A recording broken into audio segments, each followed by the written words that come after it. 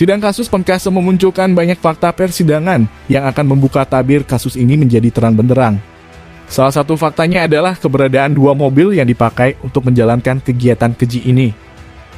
Menanggapi fakta-fakta tersebut, Julius Benyamin Seran, praktisi hukum asal NTT, yang sejak awal mengikuti perkembangan kasus Penkase, yang juga didaulat sebagai konsultan hukum oleh Aliansi Pencari Keadilan untuk Astri dan Lal ini, mengungkapkan pandangannya mengenai keberadaan dua mobil tersebut. Apa peran mobil Rush? RB dan IU punya mobil Avanza, yang diakui oleh RB di hadapan sidang. Kalau mobil tersebut digunakan oleh istrinya sejak Mei sampai Agustus 2021. Lalu untuk tujuan apa? RB menyewa lagi mobil Rush pada 27 sampai 31 Agustus 2021 itu. Di mana saat ini kita semua baru mengetahui bahwa rangkaian peristiwa pembunuhan keji terhadap Astri dan anaknya Lal terjadi pada tanggal 27 sampai 31 Agustus 2021. Diawali dengan RB menyewa mobil Rush, membuka blokir WA, mengajak kedua korban ketemuan, kemudian membunuh dan menyembunyikan kedua jenazah korban pembunuhan, lalu mencuci mobil atau menghilangkan jejak kejahatan, hingga mengembalikan mobil Rush yang disewanya. Semua ini terjadi pada tanggal 27 sampai 31 Agustus 2021.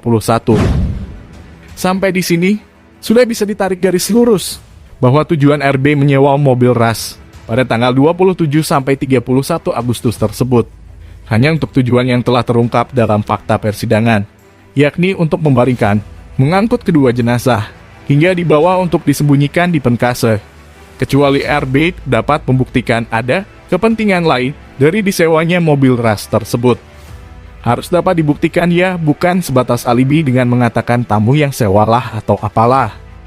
Kalau beralibi untuk digunakan oleh tamu, harus dihadirkan sebagai saksi tamu tersebut.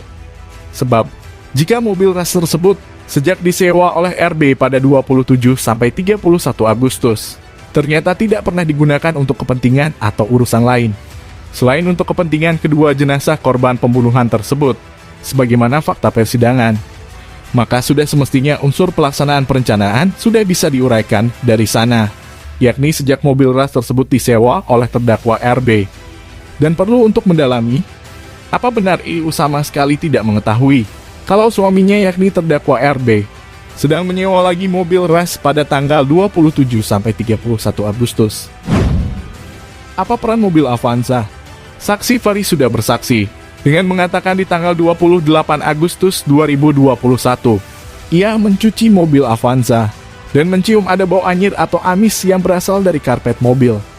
Fakta persidangan ini jelas ada hubungannya dengan hasil otopsi yang menunjukkan ada retak di tengkorak bagian belakang anak Lal. Berdasarkan fakta-fakta hukum yang telah terungkap di persidangan ini, telah mengkorelasikan dua alat bukti, yakni keterangan saksi dan bukti surat, berupa hasil otopsi yang saling bersesuaian, sehingga melahirkan bukti petunjuk yang mengarah pada bau anyir darah pada karpet mobil Avanza dan mobil Rush. Dan darah tersebut berasal dari luka di kepala anak Lal. Artinya apa? Ada pelaku lain yang harusnya bertanggung jawab terhadap luka di kepala Lal hingga berdarah-darah. Sebab RB mengaku hanya mencekik dan mencekik saja tidaklah mungkin sampai berdarah-darah. Bahkan jika dirangkai dari keterangan RB sebelumnya, bahwa ia sempat memarkir mobil Rush yang berisi kedua jenazah di parkiran kantor BPK selama beberapa hari, yakni 28 sampai 30 Agustus. Dan pada tanggal 28 Agustus, mobil Avanza juga dicuci di halaman parkir kantor BPK. Artinya ada dua mobil berada di satu lokasi yang sama di waktu bersamaan. Tinggal diungkap siapa yang nyetir atau bawa mobil Avanza ke kantor BPK dan siapa yang bawa mobil Rush ke kantor BPK. Mari menanti fakta-fakta persidangan berikutnya dan berharap banyak kepada majelis hakim dan JPU agar kiranya mendalami dan mengungkap lebih dalam peran mobil Avanza dan Rush dalam kasus Penkase. Tutup Benyamin Seran dalam tulisannya.